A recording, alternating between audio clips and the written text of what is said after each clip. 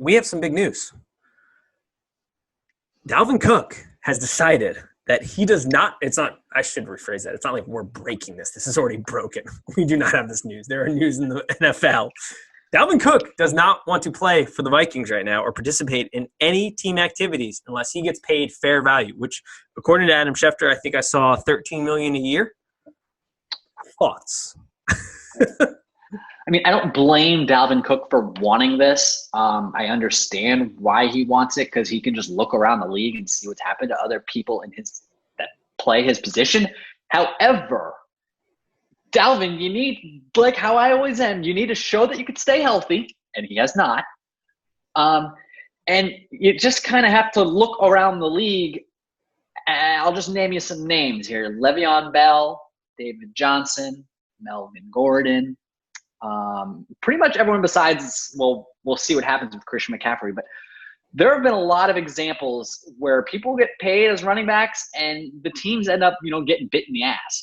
One exception, maybe we'll see how it all works out. Might be Zeke, might be Christian McCaffrey, but you look at, like I just named, David Johnson was a stud, and immediately when he got paid, he went down with injury. Dalvin Cook is a stud. He is super talented, but he already has shown he can't stay healthy. So I don't see Minnesota, doing this. However, if they were to do it, they should do it now because he is only 24. Kind of go the Christian McCaffrey route, but Dalvin Cook's not Christian McCaffrey. No. Here's what I will say, though. The Vikings are a different football team without Dalvin Cook, and that has shown. This is a team that relies heavily, and he is a great player, but you hit it right on the head. He hasn't been able to stay healthy. He wants money, which I don't blame him. Hell, try to get your money. But this is a problem all running backs are going to face. It is a position that has been devalued in today's NFL, which I think we've talked at pretty good length of how I actually think that is a mistake in some sense. I think because when you get to the playoffs, it becomes crucial, and we saw it with Tennessee and other teams. The running back role still has a good deal of value when you look at the top-tier teams. But the problem is exactly as you said. We see these running backs get paid, and there is a drop-off because it is a position that churns and burns more than most. The body takes a beating. His body has taken a beating. He's constantly injured, which is unfortunate. But when he is on the field, he is a game changer. He's a difference maker for the Vikings. I don't know. I was thinking about this, and I have some thoughts about how running backs in the future should handle this. I don't know if I'm the Vikings, if I pay him, even though I know definitively that we are a better team. I keep going back and forth. Would you, I guess, pay him? Or would you say, screw it, we're not paying him and move on here soon because his contract is going to be up here very soon? Right. Me personally, I would not pay him just because, like you had said, a lot of those, when we see in the playoffs, sometimes we'll see running backs completely take over. However, a lot of times they're not those really high paid running backs. Just for example, last year, I'm mixing my years up, or 2 years ago, when, the Rams went to the Super Bowl. They didn't win, but Todd Gurley didn't do anything. Yeah. They practically benched him. And Todd Gurley, that's another name you could throw out there who got paid. And unfortunately, the mileage caught up, the injuries got to him. Todd Gurley's 26 years old. And I hope he can resurrect his career a little bit, but a lot of people are just putting a fork in him and saying that, he's done. Lev Bell's 28, and then I think, what's his name? Melvin Gordon's 27. It's just a position where you get beat up, you get hit. Whether you get the ball, if you're not getting the ball, you're generally blocking. You get hit every single play. So I would not sign him just because there are just so many factors with him that I couldn't do it. Yeah, so I initially agreed with that point. And if I'm in the Vikings shoes, $13 million, he wants a David Johnson type of deal. He wants like $13 million a year, $14 million a year is what I've seen. The Vikings are in a bit of a pickle. And the reason why is when you look at this roster, there is not a whole lot of offensive power. Don't get me wrong. Adam Thielen is a great wide receiver, if you want to say, in the NFL. But is he going to be your number one guy? Like, is he the guy? Is that what you're betting on? Because I don't think you're going to win a lot of football games if he's your only offense. But Kyle Rudolph, good tight end. Justin Jefferson, we'll see how he plays. That's it on. I mean, you have Kirk Cousins at quarterback. There's not who needs the talent around him. Yeah, who needs a lot of talent around him, and their backfield isn't that deep outside of Dalvin Cook. There isn't a whole lot of talent on that side of the ball that makes me think you can compete. And the Minnesota Vikings are in a weird stage here because the NFL windows close super quick. I think the Vikings window is probably closed, but Mike Zimmer's a great coach. They obviously want to be competing. If you scrap Dalvin Cook, there's a good chance you will hit. The probabilities are you'll probably hit on a running back that is good enough. But the Vikings, I don't know if they can rely on hitting good enough because their wide receiving core is questionable. Because, like we said, Adam Thielen is a extremely good wide receiver. But can he be that true number one? Because let's be honest, it helped to have Diggs on that team. And we don't know what Justin Jefferson is. So it is like defense can only get you so far, and that's the focus of the Vikings. But they're in a problem of, like, there just isn't a lot of talent offensively. And if you scrap Dalvin Cook and you roll the dice on trying to get another running back, if it hits okay, I don't know if that's going to be enough to help the Vikings get to where they want to go. So in my mind, if negotiations are going to start, I would be looking for short-term, higher money. Or, which we'll get to how I think running back should start in the future, make it extremely incentive-based, which I don't know if he'll go for because he may want guaranteed money because that is what running backs generally want. But it's a tough pickle the Vikings are in, I think. I don't think it's as clear-cut because they aren't in a position where they're completely rebuilding, but they're also not a team that we would, I don't think, unless you differ on this, would put in they're a Super Bowl contender. They're sort of on that fringe of not a rebuild, very competitive, good football team. But if they want to go all in, they need pieces on offense, and not having Dalvin Cook is a detriment. But there's the health issue. It's tough. It's really tough. You do make good points. Like if Cook doesn't play one down, that they're in big trouble. Yeah. But then you also have to look at it like I know he's made good money. I think his contract's like $6 million total, which is great. But that's kind of nothing in the NFL. Can he actually hold out and make no money? Yeah. Can you call his bluff? Because if I were the Vikings, I'm probably going to try to call the bluff.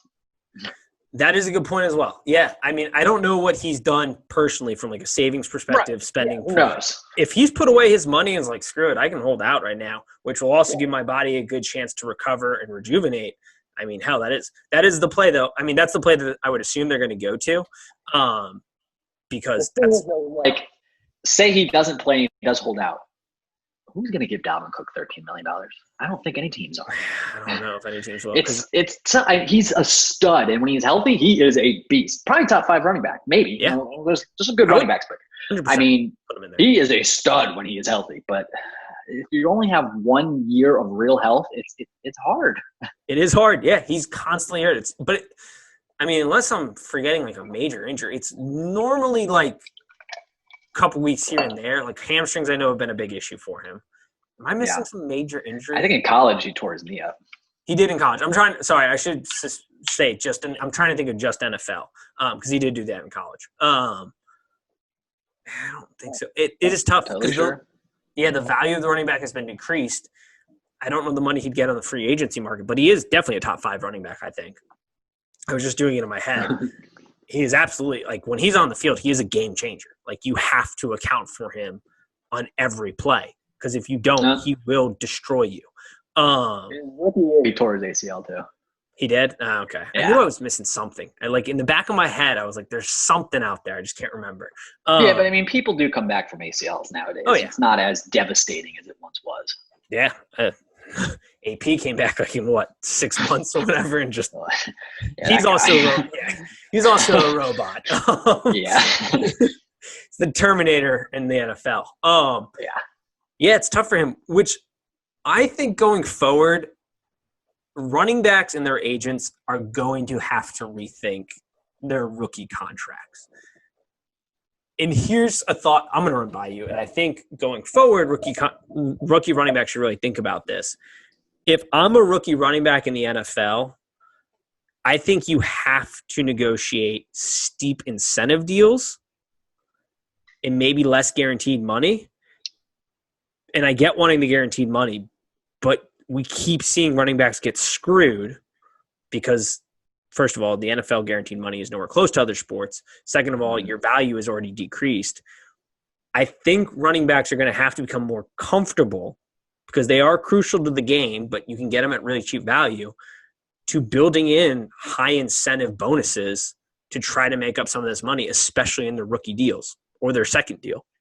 And kind of bet on yourself, because I think that's the only way they're going to truly make money. And in the owner's mind, if they don't pan out, then you're not losing much because there's little guaranteed and most of the contract is incentive. But if they do pan out and they're playing super well, yeah, you're paying them a lot of money, but you're getting your value in that moment. And I think it is, maybe I'm missing something, but I think that's the only way running backs are going to solve this conundrum of having to hold out towards the back end of their rookie deals because their lifespan is way shorter, but their value is also diminished. Yeah, I don't hate that. I don't see it changing. I can just see it continue to happen. By the way, I'm shocked. Nick Chubb is like 24. I think he was younger than that. I think he could be the next one to do that. It doesn't seem like it's going to change. So yeah, I don't hate that idea. I mean, it's a better way to bet on yourself. And like you said, if it works out, the team's not going to be mad because it worked out. If it doesn't work out, well, it sucks for the guy who bet on himself, but the teams just, can wipe their hands and let him go. Yeah. It's a risky proposition. Absolutely. Especially because the injury part, but it's the only way I see this conundrum, because these deals, I mean, there's the Christian McCaffrey deal. Obviously that was a great deal, I think, on both ends. I think the Zeke deal was also a pretty good deal for Dallas in the long run. But you just see it, like most of these guys aren't going to get paid. So because if you're not doing that, what you're betting is you're going to be a difference maker in a way that maybe 2 or 3 other guys in the league are, because otherwise then you're not getting paid. Like that's just the nature of it. Like you're betting one way or another on yourself, because if you're going to not take a high incentive deal and you're going to do this path, you are betting by the time you get to the back end of your rookie contract that you are not only a top guy, but you are a significant game changer to get paid. So one way or another, you're betting on yourself. Yeah, pretty much. So I don't know. I think I would want it on the back end, and then you can keep betting on yourself. And it's I don't know if it's going to work out as well, but for all the guys across the board, but I think maybe not for the lower guys, you might want more guaranteed money in that deal. But I think for the guys that are getting drafted higher, maybe not reverse that, because if you're getting drafted higher, your guarantee is going to be more. I think the guys that are getting drafted lower might want to try to bet more on themselves and make it really steep on the incentive side. But yeah, they're in a conundrum. I don't know what you do with that. It's crazy. This position's crazy though. Like I'm looking at all the running backs in their ages. Basically, the only really active running backs in their 30s is Mark Ingram, Adrian Peterson, and Frank Gore. That's it. That's it. I mean, Rex Burkhead's 30, but whatever. But like the only real active running back, there's only really 3 truly very active running backs that are in their 30s right now in the NFL. That's insane. Yeah. Got to get your money early. Yeah, got to get it early, one way or the other. And something's got to change. Otherwise, they're not going to. But, yeah, God, that is – Frank Gore, talk about a dude who just, has lasted an insane – He's 37. AP's 35, or he's turning 35. And, Mark Ingram's 31, but that's like it. And Mark Ingram had the benefit of having a 2-back system down in the Saints when Alvin Kamara showed up. So, that's a little less. And now has Lamar Jackson taking half the carries anyway. That's also true. Yeah, God. I saw something dumb on Lamar Jackson the other day. I don't remember. Some terrible take. Huh? Some terrible take, like disrespecting him, even though he's amazing. Yeah, he's insane. I want to say it was like the way somebody put out like if you drafted today and like didn't have him very high, which is unreal at this point. Didn't vote him as an All-Pro. What? Bill Polian didn't vote him as an All-Pro. Yeah, well, season. That's because Bill Polian just keeps doubling down on the He's worst. bitter. Yeah, He's worst bitter. take in history. I mean, there might also be something else there. Who knows? But yeah, he just keeps doubling down on the worst take ever in the history of football, maybe. Oh, man, Bill Polian. What a character. All right, yeah. You mentioned Gurley. Gurley passed his physical. So we're going to get some Gurley in Atlanta this year. I hope he kills it. I like Todd Gurley. I hope he comes back and this is an absolute animal. I have my doubts, but let's hope it all works out. Dude, I feel he's a guy kind of like Robert Griffin III, who I feel just so bad. Derrick Rose in basketball, another great example, where it is you see the just brilliance we were denied in ability on the football field, basketball court, due to just terrible knees. And that sucks. Because Todd Gurley, when he's healthy and didn't have bad knees. Yeah. Oh, God. I mean, still beast. Yeah. It sucks when you get deprived of that. Yeah, it does. Couple quick notes. Did you end up seeing the UFC this weekend?